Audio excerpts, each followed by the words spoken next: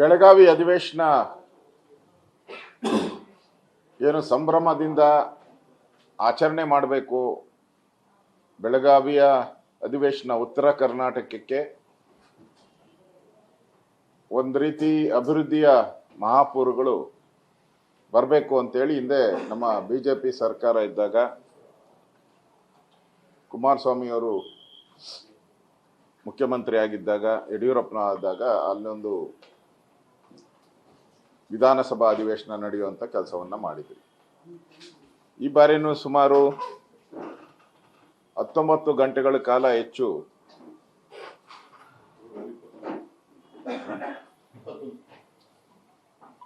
ಒಟ್ಟು ಮುಖ್ಯಮಂತ್ರಿಗಳ ಭಾಷಣನೂ ಸೇರಿಸ್ತಾರೆ.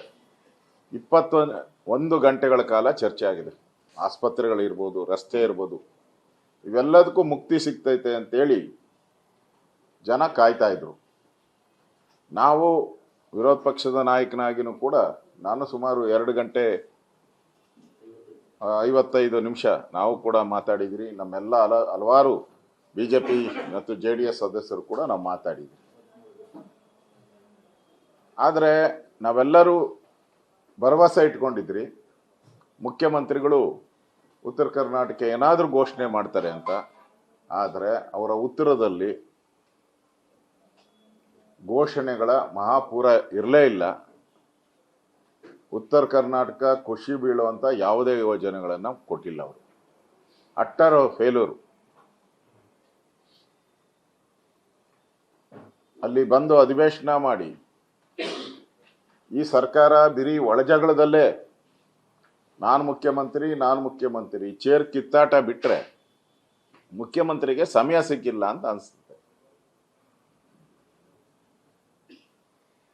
ಅಭಿವೃದ್ಧಿ ವಿಚಾರವಾಗಿ ಏನಾದರೂ ಘೋಷಣೆ ಮಾಡ್ಬೋದು, ಹಣ ಬಿಡುಗಡೆ ಮಾಡ್ಬೋದು ಅಂತ ನಾವು ತಿಳ್ಕೊಂಡಿದ್ರಿ. ಆದರೆ ಯಾವುದೇ ರೀತಿಯ ಹಣವನ್ನು ಬಿಡುಗಡೆ ಮಾಡಲಿಲ್ಲ.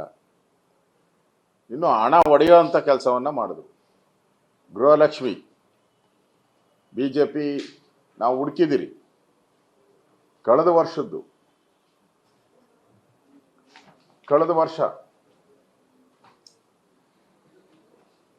ವರ್ಷ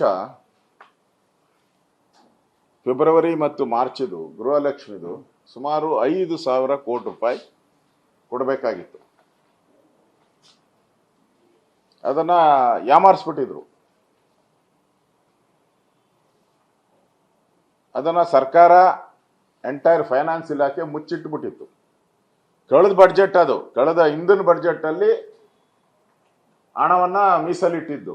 ಈಗ ಆ ಬಡ್ಜೆಟ್ ಹೋಗಿ ಹೊಸ ಬಡ್ಜೆಟ್ ಬಂದ್ಬಿಟ್ಟಿದೆ. ಈಗ ಮಾರ್ಚ್ ಆದಮೇಲೆ ಅಂದರೆ ಕಳೆದ ಬಡ್ಜೆಟ್ಟಲ್ಲಿ ಹಣ ಇರಲಿಲ್ವಾ ನಮ್ಮ ಪ್ರಶ್ನೆ. ಹಣ ಇದ್ದಿದ್ರೆ ಕೊಡ್ತಾ ಇದ್ರಿ, ಅಥವಾ ಬಡ್ಜೆಟ್ಟಲ್ಲಿ ಹಣನೇ ಮೀಸಲಿಟ್ಟಿರ್ಲಿಲ್ವಾ? ಯಾಕೆ ಸರ್ಕಾರ ಇದನ್ನ ಮುಚ್ಚಿಡ್ತು? ದುಡ್ಡಿಲ್ದಿರನೇ ಮುಚ್ಚಿಟ್ರ, ಇಲ್ಲ ಜನಗಳಿಗೆ ಟೋಪಿ ಹಾಕ್ಬೇಕು ಅಂತ ಮುಚ್ಚಿಟ್ರ? ಇದು ಪ್ರಶ್ನೆ. ನಾವು ವಿಧಾನಸಭಾ ಅಧಿವೇಶನದಲ್ಲಿ ಪ್ರಶ್ನೆ ಮಾಡಿದ್ರು ಕೂಡ ಮಾರನೇ ದಿನ ನಾಳೆ ಬಾ ಅಂತ 3 ದಿನ ಆಲಿಸಿದ್ರು. ಯಾಕೆ? ಧೈರ್ಯ ಇದ್ದಿದ್ರೆ ಅವತ್ತೇ ಉತ್ತರ ಕೊಡ್ಬೇಕಾಯ್ತು. ನೀವು ನಿಮ್ಗೆ ಧೈರ್ಯ ಇಲ್ದಿರ ಉತ್ತರ ಕೊಡಕ್ಕೂ ನಾಳೆ ಬಾ ಅಂತ ಹೇಳಿದ್ರಿ. ಇದು ನಮಗೆಲ್ಲ ಮೋಸ ಮಾಡ್ತಾ ಇರೋದು, ವಿರೋಧ ಪಕ್ಷಕ್ಕಲ್ಲ, ಇಡೀ ರಾಜ್ಯದ ಯಾರು ಪ್ರತಿ ತಿಂಗಳು ಹಣ ಬರ್ತೈತೆ, ಆ ಹಣದಿಂದ ನಮ್ಮ ಜೀವನ ನಡೆಸಬೇಕು ಅಂತ ಯೋಚನೆ ಮಾಡ್ತಾ ಇದ್ರು. ಆ 1,26,00,000 ಜನಕ್ಕೆ ದ್ರೋಹ ಬಗ್ದಿದ್ದೀರ. ಇದು ದೊಡ್ಡ ಕರ್ಮಕಾಂಡ, ಇದು ದೊಡ್ಡ ಸ್ಕ್ಯಾಂಡಲ್. ಇವತ್ತಿವರೆಗೂ ಕೂಡ ಫೆಬ್ರವರಿ ಮಾರ್ಚ್ದು ಏನಾಯ್ತು ಅಂತ ಇದುವರೆಗೂ ಮಂತ್ರಿ ಬಾಯಿ ಬಿಟ್ಟೇನೇ ಇಲ್ಲ. ಆ ಸುದ್ದಿಗೆ ಹೋಗಲ್ಲ, ಬೆಂಗಳೂರು ಬರೋದೇ ಬಿಟ್ಬಿಟ್ಟವ್ರು. ಈಗ ಫೆಬ್ರವರಿ ಮಾರ್ಚ್ದು ಏನಾಯ್ತು, ಬಡ್ಜೆಟಲ್ಲಿ ಅದು ಹಣ ಇದ್ದಿದ್ರೆ ಯಾಕೆ ಕೊಟ್ಟಿಲ್ಲ? ಇಷ್ಟೇ ನಮ್ಮ ಪ್ರಶ್ನೆ. ಇದು ನಮ್ಮ ಪ್ರಶ್ನೆ.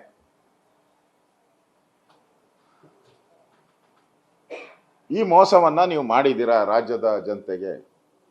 ಇದರ ವಿರುದ್ಧನೂ ಬಿಜೆಪಿ ಹೋರಾಟವನ್ನ ಮಾಡುತ್ತೆ. ಎಲ್ಲಿವರೆಗೂ ಅವ್ರಿಗೆ ಅವರ ಖಾತೆಗಳಿಗೆ ಹಣ ಹಾಕಲ್ಲೋ ಅಲ್ಲಿವರೆಗೂ ನಮ್ಮ ನಿರಂತರ ಹೋರಾಟವನ್ನು ಈ ಗೃಹಲಕ್ಷ್ಮಿಗೆ ಸಂಬಂಧಪಟ್ಟಂತೆ ನಮ್ಮ ಹೋರಾಟವನ್ನು ನಾವು ಮಾಡ್ತೀರಿ.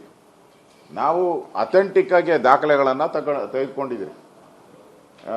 ಗದಗ ಜಿಲ್ಲೆ ತಗೊಂಡಿದ್ದೀರಿ, ಹಾವೇರಿ ತಗೊಂಡಿದ್ದೀರಿ, ಸುಮಾರು 8 ಜಿಲ್ಲೆದು ತಗೊಂಡಿದ್ದೀರಿ. ಆ 8 ಜಿಲ್ಲೆಗಳಲ್ಲೂ ಕೂಡ ಹಣ ಕೊಟ್ಟಿಲ್ಲದೆ ಇರೋದಕ್ಕೆ ಮಾಹಿತಿ ಅದು ಅಫಿಷಿಯಲ್ ಆಗಿ ತಗೊಂಡಿದ್ದೀರಿ ನಾವು. ಆಮೇಲೆ ಎಲ್ಲ ಕಡೆ ಧಮಕಿ ಹಾಕ್ಬಿಟ್ರು. ಇನ್ನು ಉಳಿದ ಜಿಲ್ಲೆಗೆ ಅಪ್ಲೈ ಮಾಡಿದ್ರಿ, ಅಲ್ಲಿ ಮಂತ್ರಿಗಳ ಆಫೀಸಿಂದ ಧಮಕಿ ಹಾಕಿ BJP-ಅವರಿಗೆ ಯಾವುದೇ ದಾಖಲೆಗಳನ್ನು ಕೊಡಬೇಡಿ ಅಂತ ಆ ಧಮಕಿ ಬೇರೆ. ಇಷ್ಟಾದರೂ ಕೂಡ ವಿರೋಧ ಪಕ್ಷ ಬೆಳಗಾವಿ ಅಧಿವೇಶನದಲ್ಲಿ ಆ ಬಡವರಿಗೆ ಏನು ಸೇರಬೇಕಾಯಿತು 5,000 ರೂಪಾಯಿ 5,000 ಕೋಟಿ ಹಣವನ್ನು ಕೊಡಿಸೋವಂಥದ್ರಲ್ಲಿ ನಾವು ಹೋರಾಟವನ್ನು ಮಾಡಿದ್ದೀರಿ.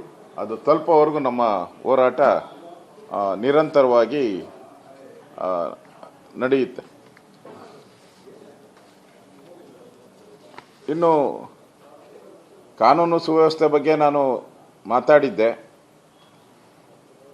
ನಾನು ಕೇಳಿದ್ದು ರಾಜ್ಯದಲ್ಲಿ ಕಾನೂನು ಸುವ್ಯವಸ್ಥೆ ಹಾಳಾಗಿದೆ, ಅದರ ಬಗ್ಗೆ ನಾನು ಕೇಳಿದ್ದೆ. ಕೇಸ್ಗಳು, ಸೈಬರ್ ಕ್ರೈಮು, ಮತ್ತು ಜೈಲುಗಳು 5 ಸ್ಟಾರ್ ಹೋಟ್ಲಾಗಿರೋವಂಥದ್ದು, ರೆಸಾರ್ಟ್ಗಳಾಗಿರೋವಂಥದ್ದು, ಡ್ರಗ್ಸ್ ಹಾವಳಿ, ಈ ಥರದ ಬಗ್ಗೆ ನಾನು ಪ್ರಶ್ನೆಗಳನ್ನು ಕೇಳಿದ್ದೆ ಸನ್ಮಾನ್ಯ ಗೃಹ ಸಚಿವರಿಗೆ. ಅವರು ನನಗೆ ಉತ್ತರ ಕೊಟ್ಟಿದ್ದಾರೆ. ರಾಷ್ಟ್ರದೆಲ್ಲೆಡೆ ರಾಜಾರೋಷವಾಗಿ ಡ್ರಗ್ಸ್ ಮಾರಾಟ ಆಗುತ್ತೆ. ಅಲ್ಲಿಂದ ಶುರು ಮಾಡ್ಕೊಂಡವರು, ಶುರು ಮಾಡಿರೋದೇ ರಾಷ್ಟ್ರದಿಂದ ಅವರು. ನಾನು ಕೇಳಿದ್ದು ರಾಜ್ಯದಲ್ಲಿ, ನಾನು ರಾಷ್ಟ್ರದ ಸುದ್ದಿಗೆ ಹೋಗಿಲ್ಲ. ರಾಜ್ಯದಲ್ಲಿ ಏನೇನು ಹಾವಳಿ ನಡೀತಾ ಇದೆ ಅನ್ನೋದ್ರ ಬಗ್ಗೆ ನಾನು ಮಾತಾಡಿದ್ರೆ ಅವರು ರಾಷ್ಟ್ರದಲ್ಲಲ್ಲ ಅಂತ ರಿಪೋರ್ಟ್ ಕೊಟ್ಟವ್ರು ನಮ್ಗೆ. ಗೃಹ ಸಚಿವರು ಅದ್ರ ಕಾಪಿನೂ ಕೊಡ್ತೀನಿ, ಇಲ್ಲಿದೆ ನನಗೆ ಇದು ಮಾಡಿದೆ.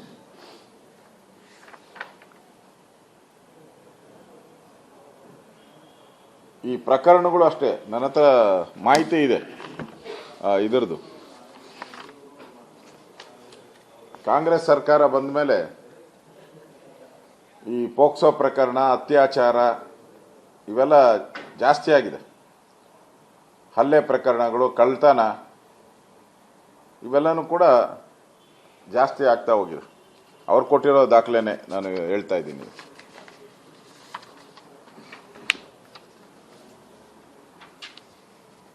ಇದು ಕಾಪಿ ಇದೆ, ಕೊಡ್ತೀನಿ. ಅವರು ರಿಪ್ಲೈ ಮಾಡಿರೋದು.